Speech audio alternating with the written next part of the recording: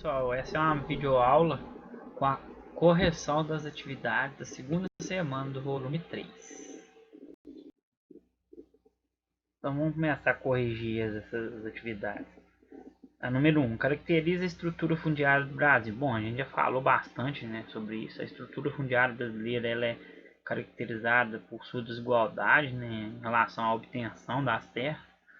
Né, é uma estrutura que poucas pessoas, né, que são chamadas latifundiários, são proprietários de grandes extensões de terra, né? Muitas pessoas não são proprietárias de nem um pedaço de terra, não tem terra alguma, ou obtêm uma pouca extensão de terra, né?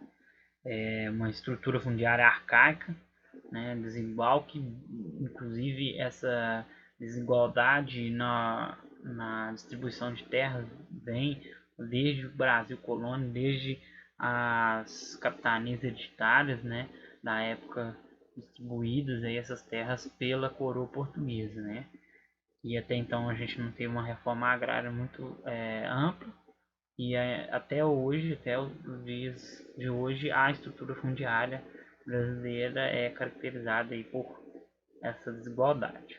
Beleza? Então vamos lá. 2. Na sua opinião, o que é reforma agrária e qual a sua importância para a promoção da justiça social? Bom, gente, a gente já também falou sobre isso. Eu já falei para vocês nas aulas. A reforma agrária consiste na redistribuição de terras feita pelo governo, pelo poder público, né? Fazendo com que haja então uma maior paridade, equidade na estrutura fundiária do país. Ela é muito importante para a promoção da justiça social, porque essa distribuição de terra no Brasil ela se deu de uma forma muito desigual, fazendo com que várias pessoas não tenham posse à terra e, consequentemente, não consigam produzir. Né? E poucas pessoas têm posse a grandes extensões de terras e, inclusive, nem produz nessas grandes extensões de terra. Muitas extensões de terra no Brasil elas são improdutivas, né? Então a reforma agrária tem o intuito de diminuir ou acabar com essa desigualdade fundiária na nossa estrutura fundiária. Para fazer a 3, a gente tem que ler esse trecho da música aí eu não vou ler de novo para vocês, é uma música aí do MST, do Movimento dos Trabalhadores Sem Terra. Descreva os principais objetivos do MST. Bom, os principais objetivos do MST, do Movimento dos Trabalhadores Sem Terra, é justamente o de promover essa reforma agrária aí, abrangente, né? Fazer com que essa estrutura fundiária do país, do Brasil, ela mude, que ela tenha equidade, que não haja mais pessoas, né, milhares de pessoas sem posse à terra, enquanto poucas pessoas são proprietários de grandes extensões de terra, inclusive não produzem nessas grandes propriedades de terra, né?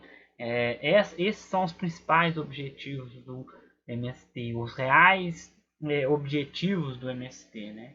Que são inclusive muito deturpados pela grande mídia, pelos meios de comunicação. Inclusive agora na pandemia a gente está vendo, né, o MST, o movimento dos trabalhadores sem terra, ajudando muito com a doação de toneladas e toneladas de alimentos que eles próprios produzem, né, nas terras, nos assentamentos deles, para vários lugares no Brasil que estão necessitando aí, né, por causa da pandemia. E não só agora na pandemia, mas durante sempre, né, todos sempre eles têm essa característica de produzir muito alimento e doar e fazer com que que esse alimento chegue em vários lugares onde tem a população de mais baixa renda, a população pobre que inclusive necessita desses alimentos.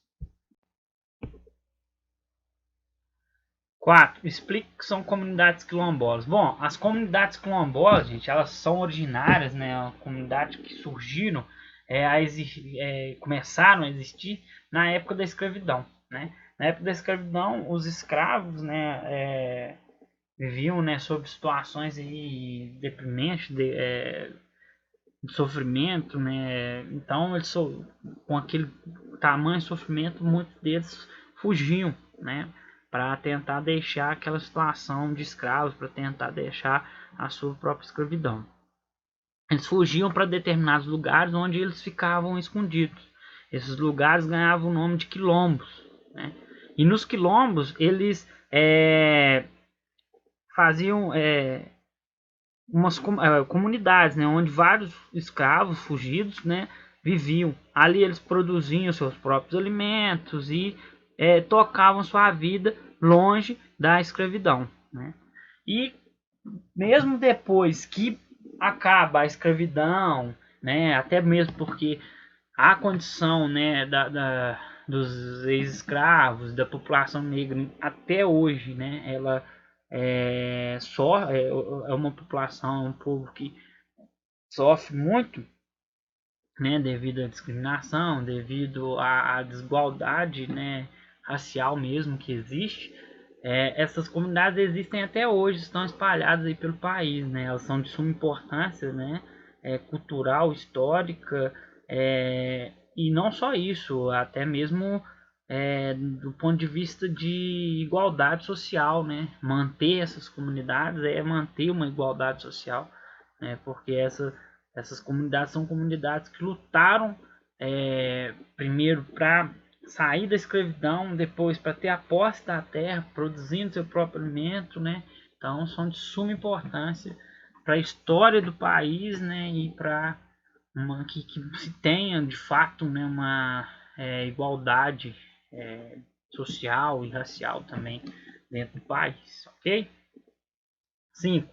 Analisando o mapa abaixo, cite as vantagens e desvantagens decorrentes dos movimentos ocorridos pela reforma agrária e a luta pela terra. Bom, gente, aqui está mostrando os pontos aí onde tem maior número de assentamentos, né, que são do MST ou então da reforma agrária do próprio governo, diretamente só do governo, não do MST. Mas essa pergunta, eu não consigo ver desvantagem nesses movimentos. Por quê?